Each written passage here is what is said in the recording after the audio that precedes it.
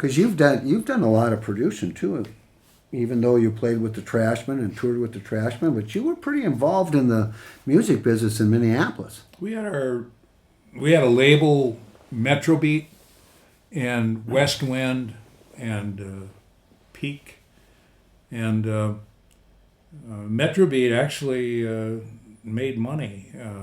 That was a tough thing to do back then. And West Wind, we had country western, Mm-hmm. country on that label, and Metro Beat was for rock. And now I go back and listen to some of the music that we released, and it was good. I mean, I listen to it now. It gives me a lot of joy to listen to it. Well, when you were involved in all of that stuff, when people came to town in there, then would you be invited to play with them? Sometimes, I mean, there's a group called the Crickets. You remember the Crickets? Yeah. Well, the Crickets were a band that we did a lot of shows with. It was Buddy Holly's group. Yeah. And one of the guys that was with the Crickets was doing a lot of producing. Glendy Harden was his name. He became Elvis's arranger and piano player. He's the guy that you see in all the videos of Elvis when he did these shows in the last decade or so, when they were doing all those shows in Las Vegas.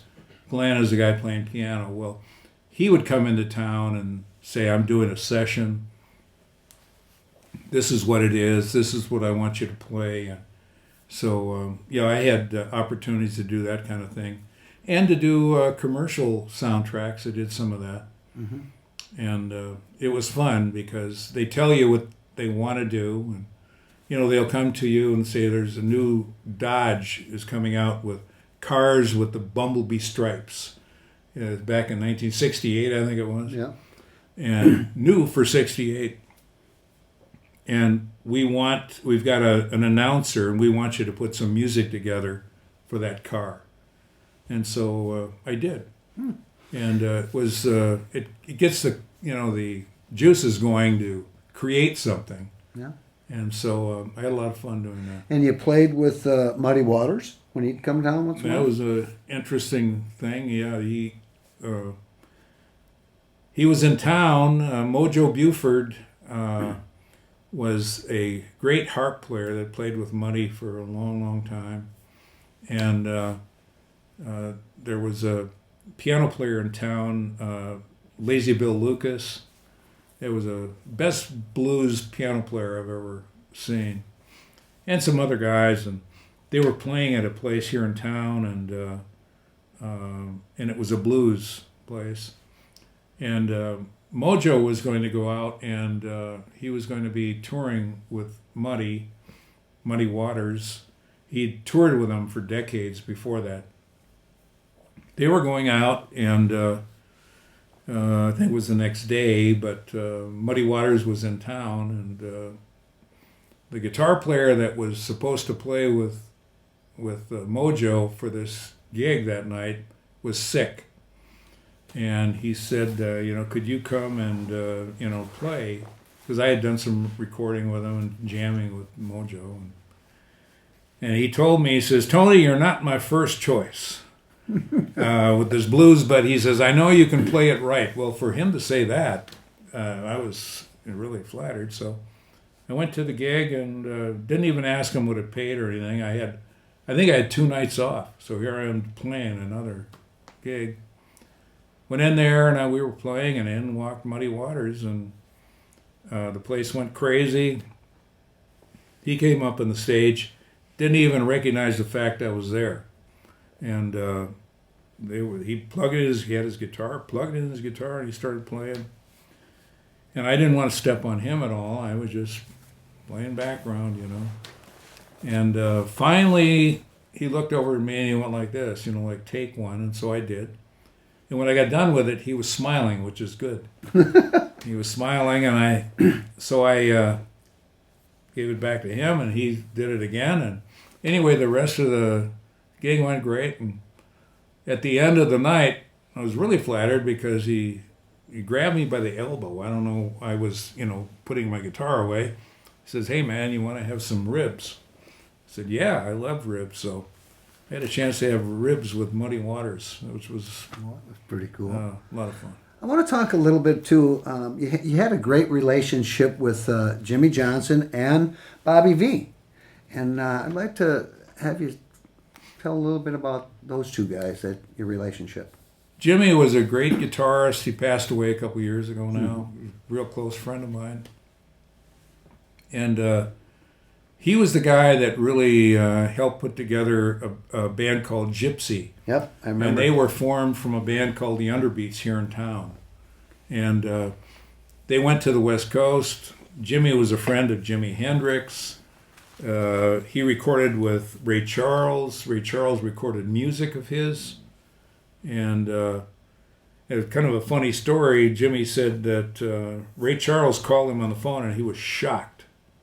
And he said, "Ray, you called me. I can't believe this." And he says, "Yeah, Jimmy," he says, "there's 2 or 3 of your songs that I want to record.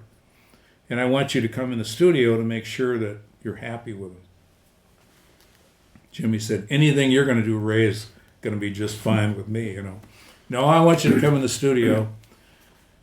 And Jimmy said, "Gee, Ray, I don't know." "What do you mean you don't know?" He said, "Well, I heard that you yell at people in the studio." And Jimmy said, that's what he said to Ray Charles. And Ray Charles started laughing. And he says, "I guarantee you, Jimmy, I won't yell at you in the studio." So he went in with Ray Charles, one of the biggest thrills of his life, to be in the studio with Ray Charles. And he told me what a genius he was in the recording studio. It was just amazing how he was in the studio and what he could do. But Jimmy was a lifelong friend. In fact, when we were learning to play the guitar back in the day, we were 16, something like that. We would sit on the floor and just face each other and just start playing blues, playing licks. And what was that you did? We'd learn licks from each other and just go around the neck of the guitar, make tons of mistakes, trying to learn different things to play. And Jimmy and I talked about that a lot. In fact, even in the later years, Jimmy moved back from California to Minnesota and had a nice home here. And when we'd go out to lunch, he'd give me a guitar and he'd take a guitar and we'd do that same thing again. We just, for an hour or so, we just play and jam with each other, enjoy doing some of these old songs. And, I knew that you had a good relationship with Jimmy and he passed away here a couple years ago. And he gave you a guitar. Yeah, he gave me 2 guitars, beautiful guitars. He left me these guitars, and I really cherish those guitars. Bobby V, too, we played a lot of shows with him back in the day, and for whatever reason, I guess we started talking to each other, and the last time I saw him perform was in Hopkins, Minnesota, and it was shortly before he retired, and he did a great show, and he was done with the show, and he was doing a meet and greet, where people would stand in line and meet him. They were coming up to him, and he was standing there, and my wife, Barbie, said, "Aren't you going to go say hi to Bobby?" And I said, "Well, he's busy. I don't want to bother him." I was with Stan Turner, who was with Channel 5 News, and Timothy D. Kerr, who was a real good friend of ours. He worked for Motown and Columbia Records. So Barbie, of course, she just went and walked over to him and said, "Hey, Bobby, look at her." She yelled down to him, "Look who's here." And he said, "Tony," and he came over to me and left these people that are on the meet and greet. And so they weren't too happy about that, because now he's talking to me. I says, "Hey, you got to get back over there. You're coming with me." So for the rest of the meet and greet, I stood there with him and met these people. He said I was with the Trashmen. I was really flattered that he would do that with me. And so I met probably 100 people, shook hands with 100 people, and And during this, we caught up. Yeah. Yeah. Yeah. Well, wasn't he the one that told you about putting the band back together? I know you ended the band ended in '69. That you kind of quit touring a little bit. 67. '67. 67. And so you kind of laid dormant for a while, but then Bobby get a hold of you or something and told you about put the band back together. Or I was something? talking to him. Yeah, I was talking to him, and he said, you guys are really big in Europe. And wow, and Barbie was on me. She said, you guys should go over to Europe. And so a friend of all of ours that lives in Nashville, Tennessee, Eddie Angel, Yeah. great guitar player, his wife was a booker. So she had been booking a lot of groups over in Europe. And so I called the guys, we all talked and we decided, yeah, we'd like to go over to Europe. And so we set a show in Spain, right on the coast. And this gal who was a promoter, her name was Paloma. Anyway, she booked us to do this show, and we went over there and it was sold out. We were amazed. Just amazed. I mean, and the money was really good and we got paid, which was nice. That's better. Got paid. And so after that, we went back.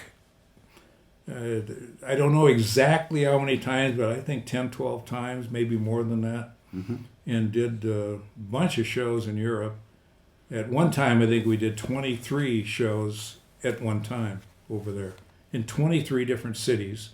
We were flying around too. We went to Iceland and did a show there, and then flew back to Amsterdam, and then did a show, in Germany somewhere, and did some great. We really played at some great venues there. Was it in Germany or?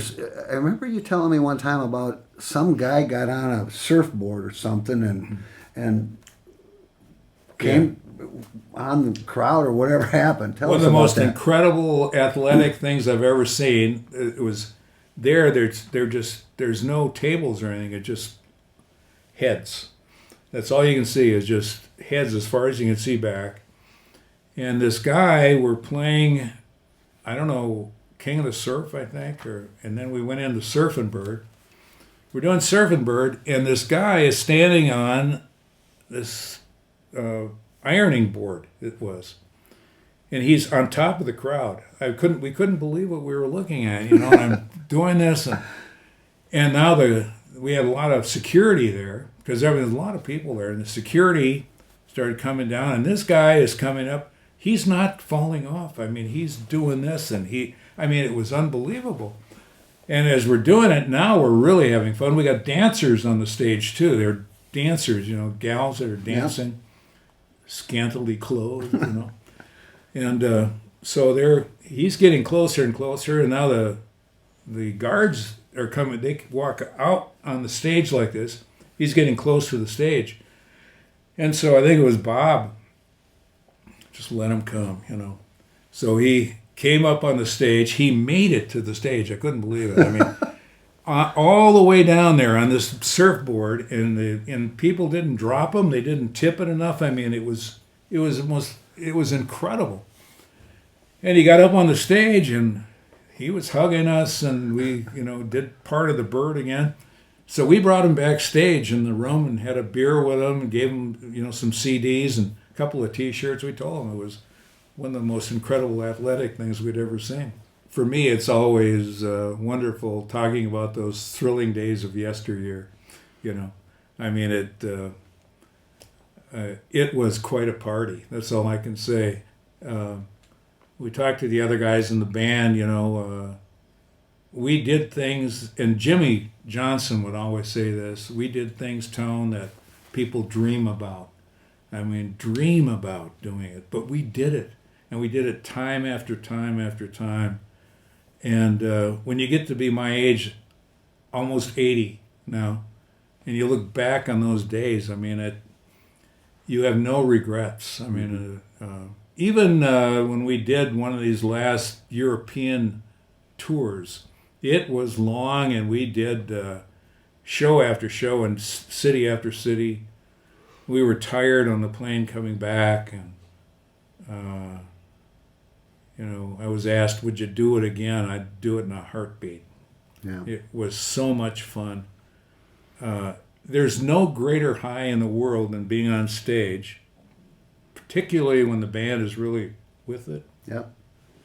Standing there in that little space, with instruments on either side of you, the drummer here, and being in that with cooking with that music, there's no greater high than that, I think.